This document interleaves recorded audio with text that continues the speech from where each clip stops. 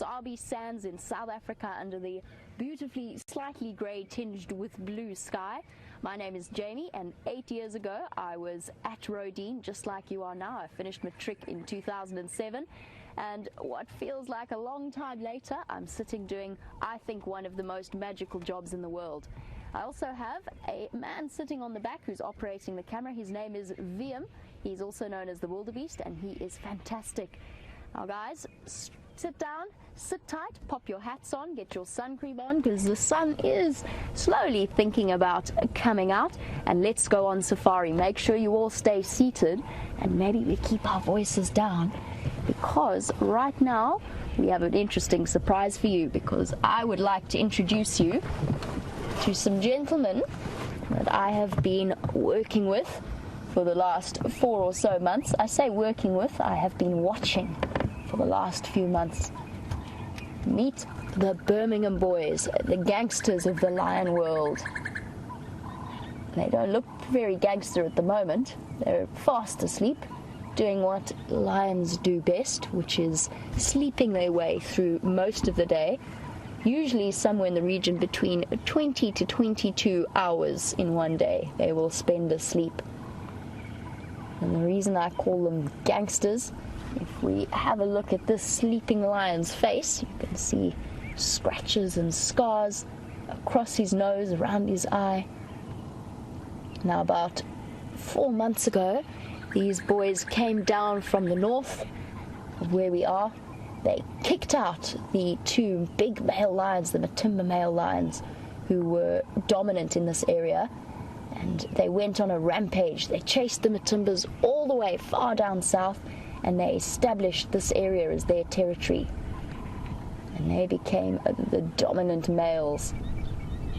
What's up, boy? Smelling something. Lifted his head for a very brief sniff of the air, and back to sleep. Now, I've said that they've caused chaos. The reason that they come in here, it's not because they're bad lions, it's because it's instinct. Now, the females of the species, so the lionesses, they stay in one place for pretty much generations at a time. The lions that we're seeing, their grandmothers and their great-great-great-grandmothers, they could all have been moving around a very similar areas, or a similar area to the ones, to their descendants now. But the males are in charge of keeping the genes fresh so that they don't inbreed, they don't interbreed. And these Birmingham boys, although they've done some damage, they killed a few lionesses, and they also, very sadly, killed 3 young cubs. They're just doing their job as male lions. That's what they have to do. They're coming to keep the genes fresh. And these boys are young. They're a little bit too young, actually, to have started the whole process that they have. But because there's 5 of them, it means that they have a real added advantage. Now, this is a band of essentially brothers. At least 3 of them are brothers. The other 2 may be their cousins. And they set off about a year ago out of their pride, kicked out by their fathers, and sent to roam the lands. And of course, having 5 of them really helps. And it's only now in the last year that they've reached 4, maybe 5 for some of them, that they're big enough and strong enough to start dominating the prides in this area and to keep control of a territory. A lot of calling and roaring. Now, I'm going to duck my head down so that I can show you what's happening at the back there, and then at some point I'm going to reposition.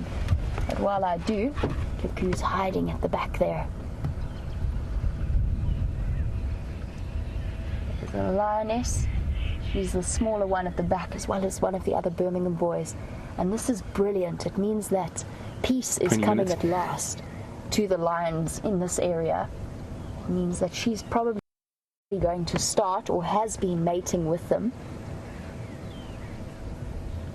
And that way there'll be fresh genetics coming through and new babies.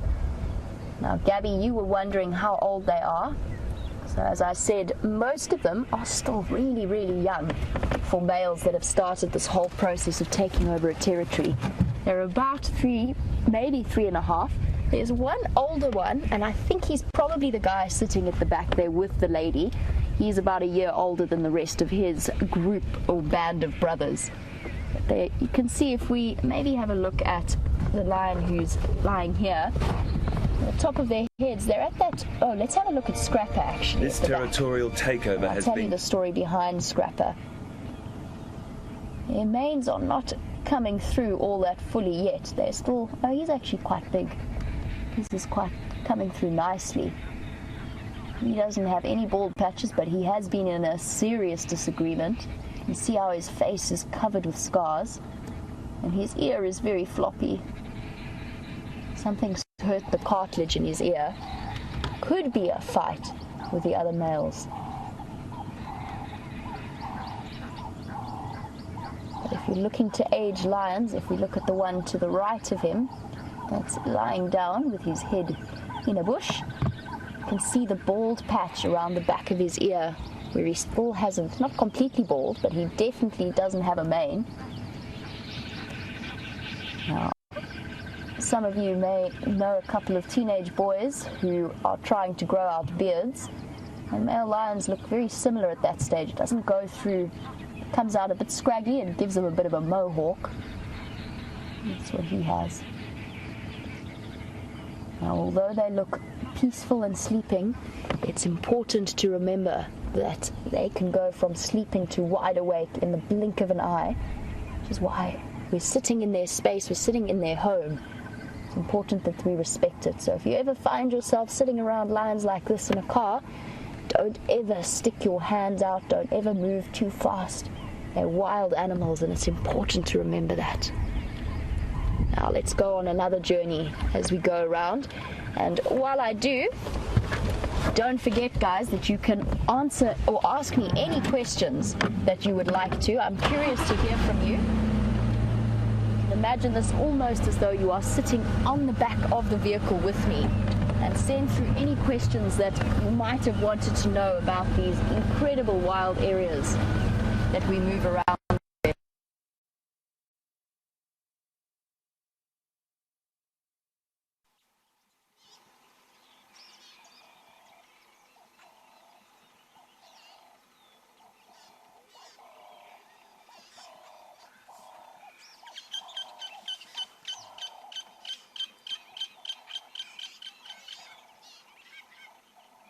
Well, I'm very sorry about that if you all had to jump off the back of the vehicle for a while.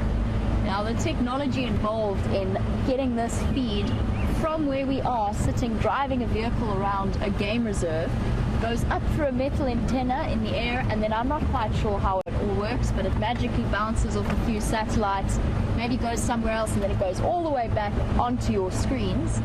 I'm sure there's a better explanation for it, but honestly, my speciality is not electronics. I know the bush a little bit better. Oh, I have a question for you. This is a tree question, because it's not always about the big, scary Big Five. Let's see if I can pluck some for you. And I'm only going to tell you the answer to this at the end of the drive. Picking a couple of the leaves. Let's just switch off for one moment. Now guys, this is called a weeping wattle tree, but it has another name, and although it's got lots of magic uses out here, there's one in particular that gives it a different name to the weeping wattle. Now, I'll tell you a little bit about it. Its leaves are very, very soft, and they're very dense. I can run my hand along them. There's no thorns, although they do look similar to those acacias with the big white thorns. But trust me, you don't want to make that mistake if you are using them for the purpose that they sometimes get used for. Now, I want you guys to see if you can rack your brains and think, what could people use this for, these leaves for, if they were out, maybe lost in the bush, or maybe out in a vehicle and the vehicle breaks down, or just driving along and you've forgotten to bring adequate supplies. What could you use a weeping wattle for? And I want you to send your answers through. Let's see. It's a difficult one. It's a tricky question. But we'll chat about it towards the end of the drive.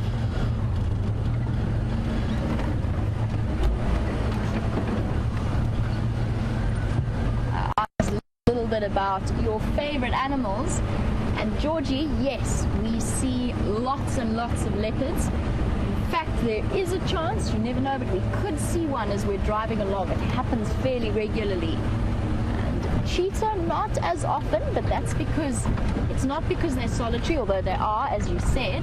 It's more because this kind of environment with all of the trees, it's better for leopards who hide away and stalk their prey. For cheetah that need slightly more open hunting areas, it's not an ideal place. They've got so much area, 3 million hectares in terms of ground they can cover and move around in. A massive area without any kind of fences. So we don't see them as often, but we do see them. But leopards we see lots and lots. I know that you said you love wild dog. We get 2 different packs that have been moving through this area. And last week we saw them, I would say, pretty much every single day. We had an incredible time with wild dog. And they are definitely one of my favorites as well. One particular sighting where they were being chased by elephants round and round a clearing. And it's interesting because wild dogs are of absolutely no threat to elephants whatsoever, and yet they really didn't like those wild dogs. The wild dogs were playing with them, and that's one of my favorite things about the dogs, is they're playful creatures. They're also, of course, one of the most endangered species out here. That Chasey, you were wondering why the wild dogs are so rare. Why are they so endangered? There's a couple of reasons. Most importantly, wild dogs can cover huge area and move across enormous distances in their lives. But because of human habitation, there's more and more fences going up. They find that they can't cover the areas that they need to. They get fenced into reserves where they can't escape from things like lions and leopards, and also where disease spreads quite quickly as well. So I know that in the Kruger Park, the average age of an adult wild dog, the average age that they live to, is no older than 5 years old. That's because there's just so many different levels of threat out here. Now, the population in the Kruger Park was doing really well up until, or at least increasing, up until sometime in the mid-1990s, and nobody knows exactly why that sudden population dip happened. But we lost, I would say, somewhere in the region of half the wild dog population in the Kruger Park alone. Very, very sad, but luckily the 2 packs that we have around here, they all have puppies, and they all have big litters of puppies. So one is 11 and one is 10 pups running around with them. And I think they're just one of the best things on earth, with their ginormous satellite ears, like radar dishes attached to the side of their head. Of course, that is so that they can hear incredibly well. And speaking of hearing, I know the birds are all calling around us, but see if you can listen. I think I heard a branch breaking somewhere down here, and I think we should go and investigate.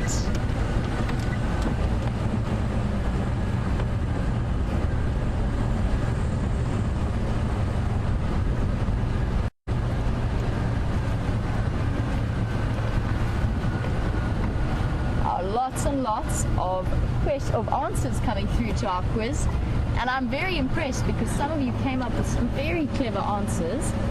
But for Dom and Lily, congratulations. This is the toilet paper tree. Very well done. I'm going to see if we can sneak up on this little antelope. There's a baby Inyala in this group, and I'm hoping it's going to make itself known. We've got a whole load of them coming through. One of my favorites. Hello, little one. It's okay. You can come out. Look how fluffy it still is.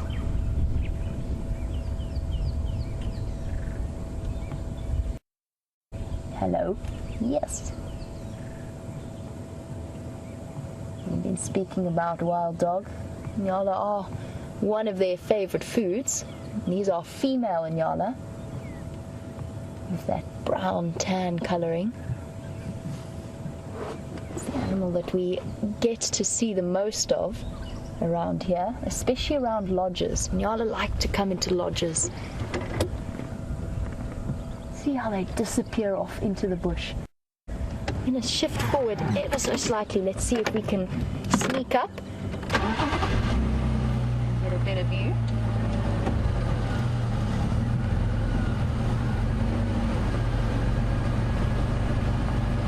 Hello, girl.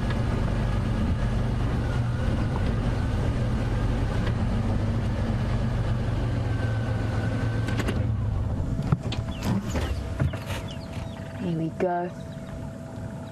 Now, I'm sure you guys can imagine why, if you're an Inyala, you need such big ears and eyes on the side of your head. A way of keeping very alert and magnifying the sounds that you hear. Now, if you put your hands up to your ears and make it like a cup, and I'll show you what I mean in a moment, but try experimenting with that and see just how, even with the small shape of your hands, if you do this to your ears, see how it magnifies the sound that you're hearing. It's an incredible way, and I do it all the time when I want to listen to what's happening out here in the bush. I'm trying to do it to see if I can hear what's breaking branches off there. I don't see anything. Let us leave our Nyala for now. I got distracted. I was talking about the toilet paper tree, the weeping wattle, as we drive along, and it is a very, very good way to replace toilet paper. It's something, if I tell you a secret, you have to promise not to tell anybody else, but it's something that I have had to do in the bush before, in desperation. And I've never been so grateful to find one particular type of tree in my life. Keep your eyes peeled, because something's breaking trees off over there.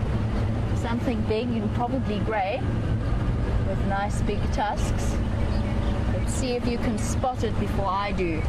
You've got the added advantage of being able to watch. I have to concentrate on driving at the same time. So maybe we can spot the elephant. They've certainly been through here. There's lots of trees broken.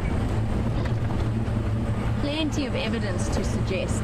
Now, there's one art form that you learn when I first started training to do this job, and that is the art of tracking. And that doesn't mean just looking at the footprints in the dirt. And unfortunately today it's very difficult to look at footprints because the soil is still wet, so it's quite... It's not just looking at footprints, it's looking at the whole picture and putting together what you know about how the animal behaves with what you're seeing. So it can be anything from broken branches to bits of poo. All of those tell a story about what the animal is doing. I'll show you what I mean when I pass something useful.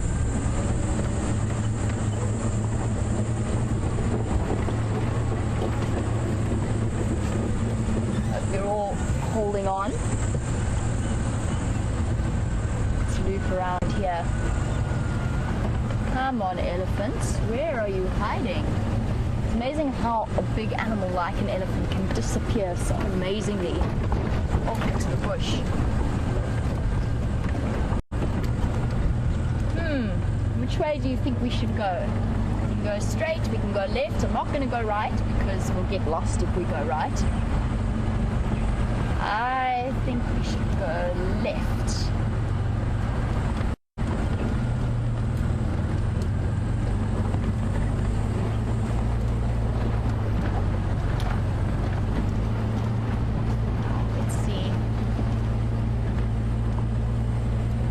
Let's carry on looking for our herd of elephants somewhere in here.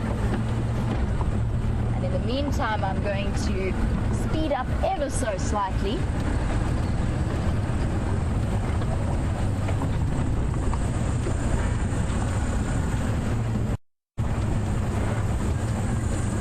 Keep your eyes peeled because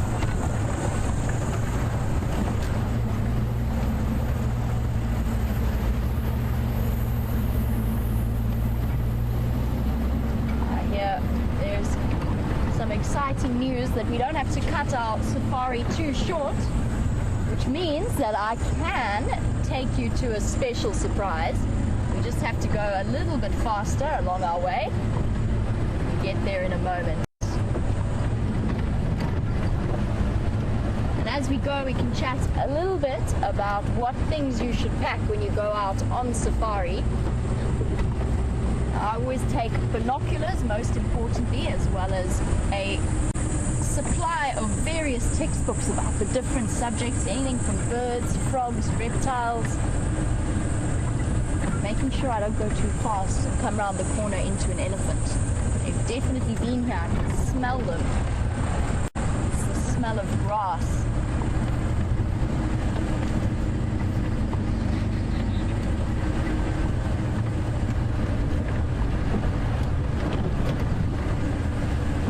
The wonderful thing about working out here, now I must admit, elephants are definitely my top 5 animals. I can't choose exactly which one is my favorite. It depends on the day I'm having. But elephants are in my top 5. And Rebecca, you were wondering what the elephant population is like here. And the wonderful thing about working in the Kruger and in the Sabi Sands is that there are lots and lots and lots of elephants around. It depends on where you get your numbers from. It's anywhere from somewhere in the region of 10,000 to somewhere in the region of about 14,000 elephants in this area that I work in. And that's an incredible number, but elephants are so important out here. They act as giant landscapers, making sure that the trees don't get too thick.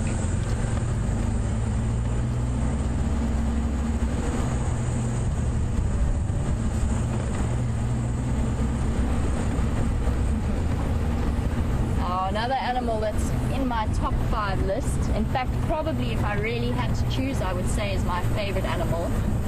Gabby, you were wondering if I've ever been chased by a rhino. The answer is yes, a couple of times, but I'm going to tell you something important. When you're out here walking, the most important thing that you've got to remember, hello Nyala, sorry, we've got to go past you.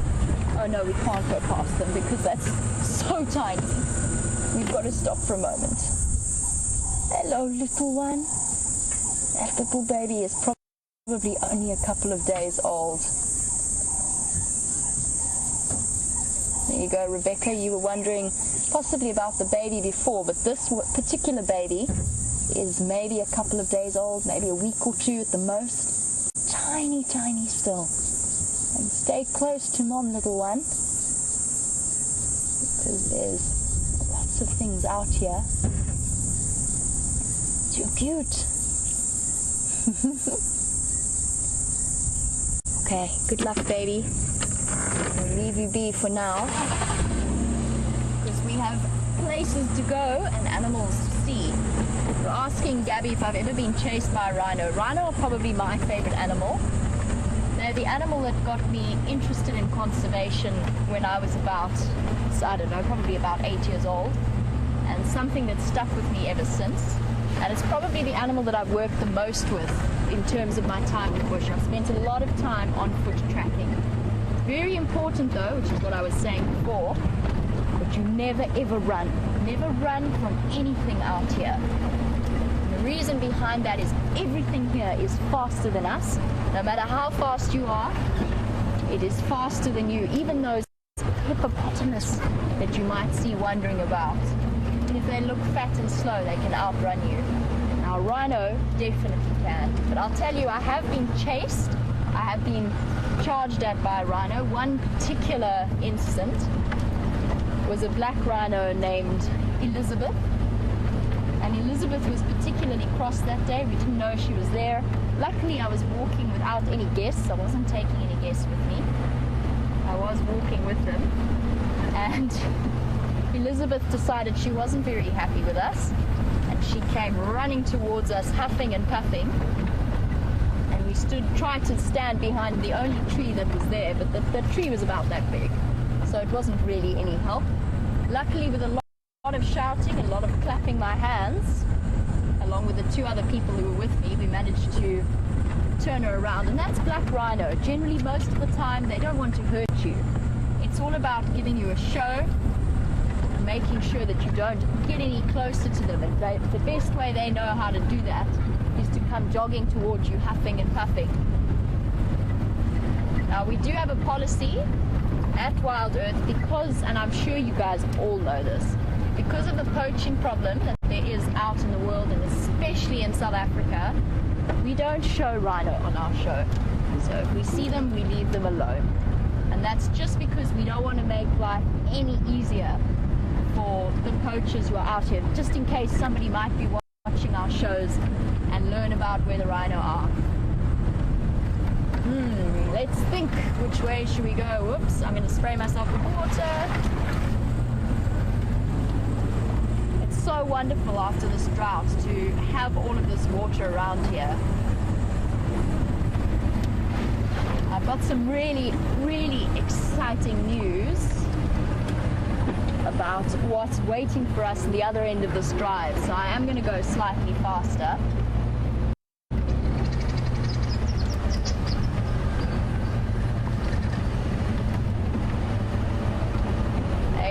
You were wondering after my rhino story if I've ever been threatened by an elephant. Yes, I have.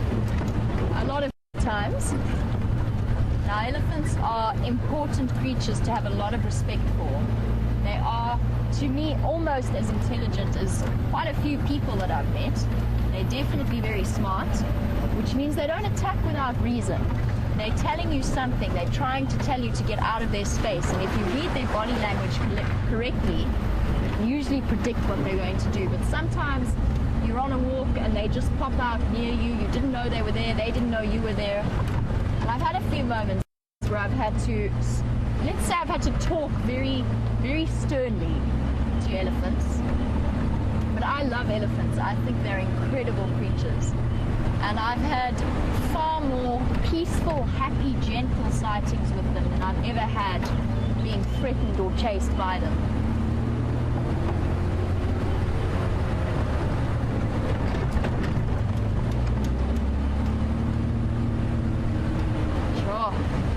Alice, you've asked me a difficult question. You want to know what is the rarest animal that we have out here? Now, you've said animals, so that could include anything from birds to insects, but let's talk about mammals first.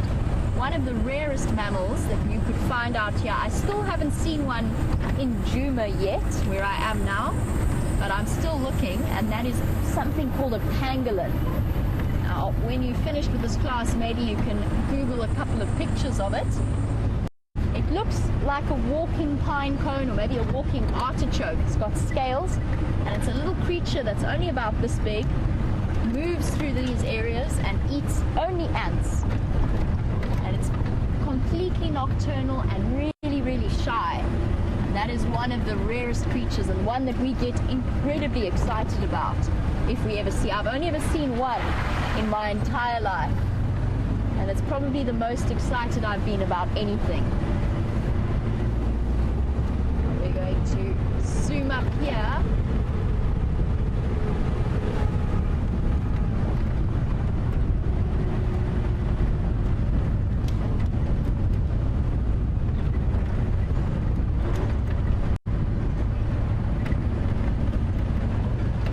Now, Bella, you were wondering if when I was at Rodin, if I ever knew your mother, who is Elizabeth Debs.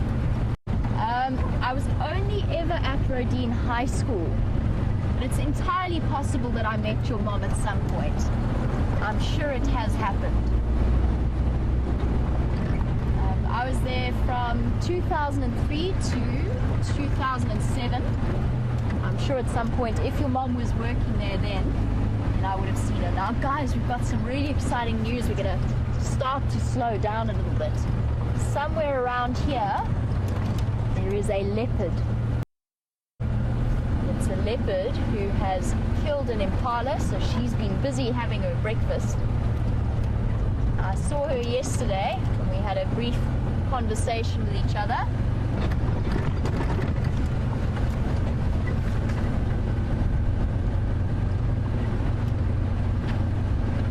One one of the things that is ongoing here, we see a couple of very regular leopard characters, and that's because leopards are territorial, so we see them moving in the same area. But Lucy, you were wondering what the leopard population is. In the area I'm in, so only in the little tiny segment of the park that I drive in, we see, let's think, we see Karula, Shadow, Karula, Tingana, Quarantine, Kunuma.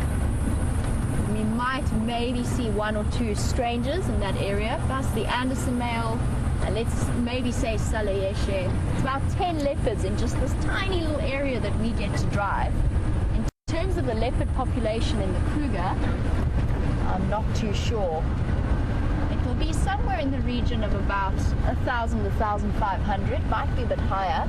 The thing about leopards is that they're so secretive that you don't necessarily get a proper chance to count them right.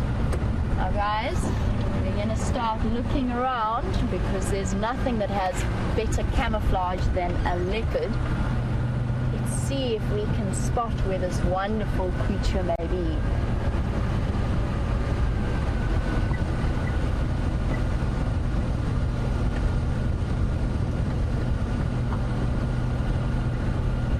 That I'm hoping to find is a female. So she's quite small, but Lucy, you were wondering, how do you tell the difference between a male and a female?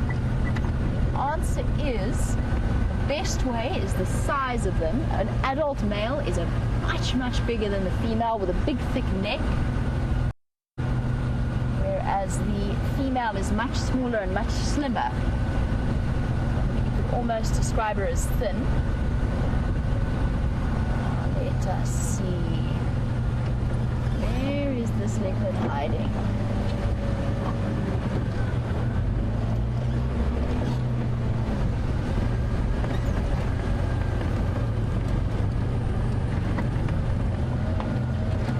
The other way to tell the difference between a male and a female, the answer to your question is, if you're seeing them from behind, if you're lucky enough to be looking under their tails, then the best way, especially if it's a young male, is to look under the tails, and there you will see a pair of testicles that show up ever so slightly on each side. Now, Viam, I don't know if you've seen anything I haven't. I've spotted the evidence of where she was.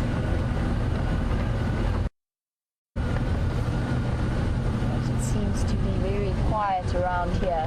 Now guys, this is very sad to see, and we're not going to stop for too long and look too closely. This is where Karula put her breakfast, up in the tree. Alright, we'll carry on from there. She's hidden it up there to keep it away from hyenas who might come along and steal her food. But where she's gone from here, possibly anyone's guess. Let's see if we can find her. There's still some meat still, so she might be hanging. She might have just gone to go and have a drink. Let's double check around here.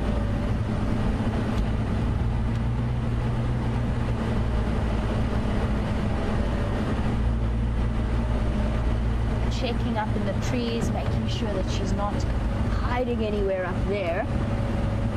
Now, Serena, you were wondering what the population of spotted hyenas is, because as I said, she might have hidden that prey away, or she did hide that prey up a tree to keep it away from spotted hyenas. Serena, we have a clan here that's probably somewhere in the region of about 20 individuals. It's quite a lot of hyenas, and that's just in the little area that we move around in. One thing we've been very lucky with, although not recently, they've been hiding from us. We've had places where they've had a den. We've got a... Oh, there she is. Hello, girl. You've been hiding. Now, how lucky are we? And there is the beautiful Karula. Thank you, Viam. I genuinely wasn't joking. I had absolutely no idea where she was and looked past her. Just goes to show how incredibly camouflaged these creatures are, even out in the open. Now guys, I'm going to tell you a little bit about this leopard. Her name is Karula, and she's thought of as the Queen of Juma out here. And that's because she's been reigning over this territory. She pretty much inherited, or came close to inheriting, this area from her mother, and has been here for 11 years. And everything that we've looked at today, everywhere we've been, that all falls within Karula's territory. She's 11 years old now. She's had lots of cubs, and all around her, all of her neighbors, all of the females around her, most of them are her cubs that have now grown and reached adulthood and had cubs of their own. She is incredibly beautiful. Hello, big girl. You've had a big breakfast. Are you in a better mood than yesterday? Seem to be. Very full stomach. And just look at that incredible color. Oh, fly in the nose. Quick sneeze. She's panting heavily, and the reason she's panting like that is because big cats like this, when they do get food, and sometimes it's a struggle, sometimes they go for a week without any food, then when they do have it, they eat as much as they can, as quickly as they can, because they never know if something's either going to come and steal it from them, or if they're going to have to run away and leave the area. So she is so full, she can barely move. You can see her big round tummy sticking up. And she's panting to help her cool down. It's starting to get hot now, and she's busy digesting all of that food. How exciting is this? It's one of my favorite parts of working out here, is the incredible interaction with the leopards that we have. And because we get to spend so much time with them, we get to know each of them individually.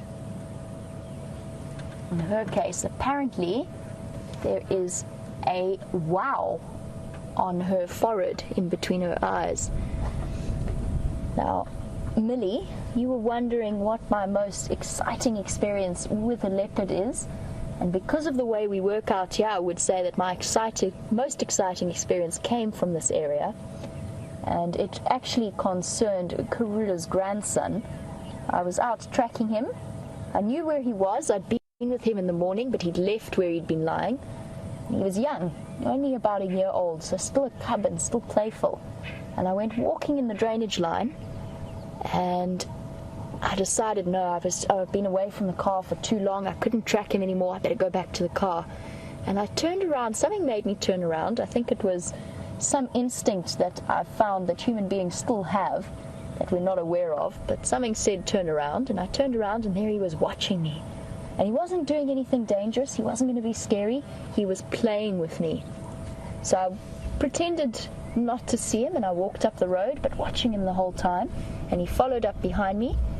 And then I'd turn around and I'd look at him, and he'd duck away and pretend he wasn't doing anything and that he was hiding. It was like a giant game of hide and go seek, or maybe peekaboo would be better. And he followed me pretty much all the way back to the car.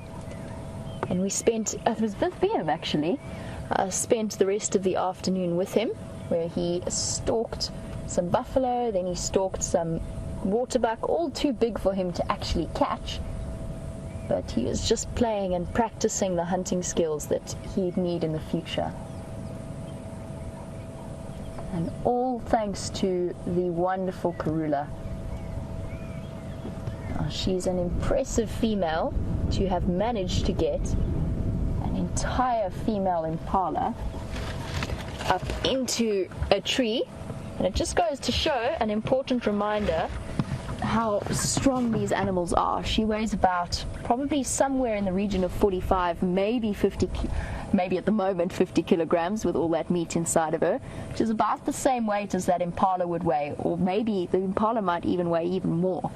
And she managed to grab that carcass and put it all the way up into a tree. And there are cases of big male leopards even managing to get small giraffe into trees to keep them out of reach of anything.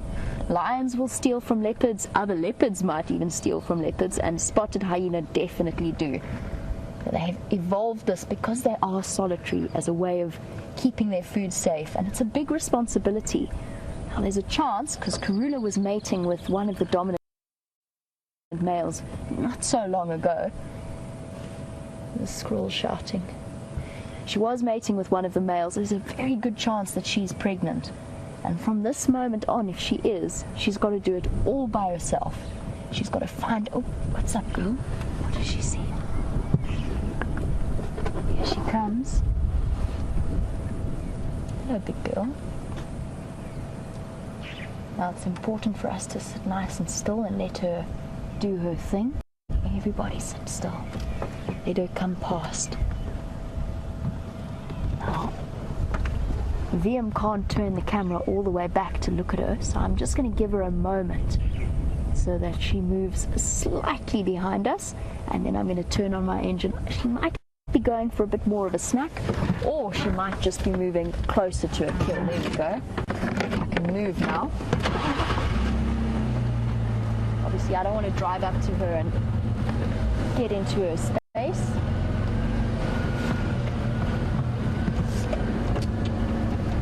Big round belly. And I think she might just lie down again. Oh. Which way are you going to go, girl?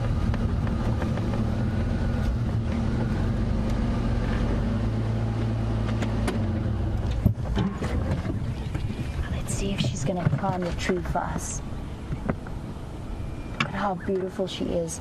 Even with a full stomach, they're still so graceful. And I think she's looking up at it. I think she might jump into the tree for us.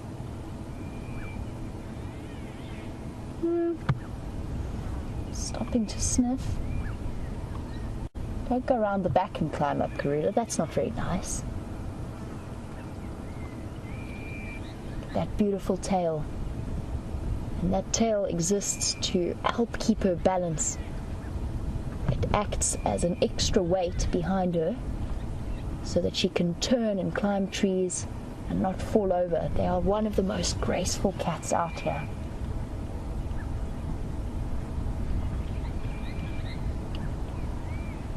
She's sniffing all around underneath the tree where she's put her breakfast. And she's been here for 2 days now, feeding on the impala. So it's been a good meal for her. She's got very lucky with that. What's up, big girl? I wish I could know exactly what it is that goes through these animals' minds as we watch them. What is she thinking about? Apart from how very full she feels, because she must feel so full. Quick wash. And I'm sure many of you, if you have got pet cats at home, leopards are just as clean as they are. They regularly lick themselves, keep their fur clean. What are you thinking about?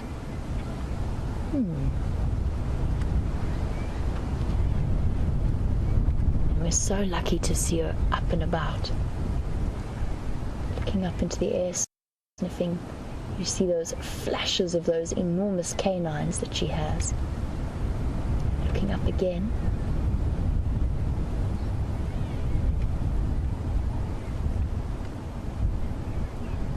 Now she is looking up, and I'm going to give it a few more seconds because I'm sure you'd all love to see a leopard climb the tree. I just want to see what it is she's going to do. At the moment, she can't quite decide.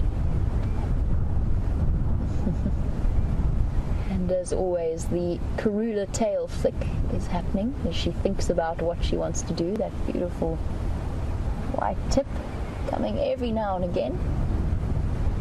And she's got no control over that. That's entirely subconscious.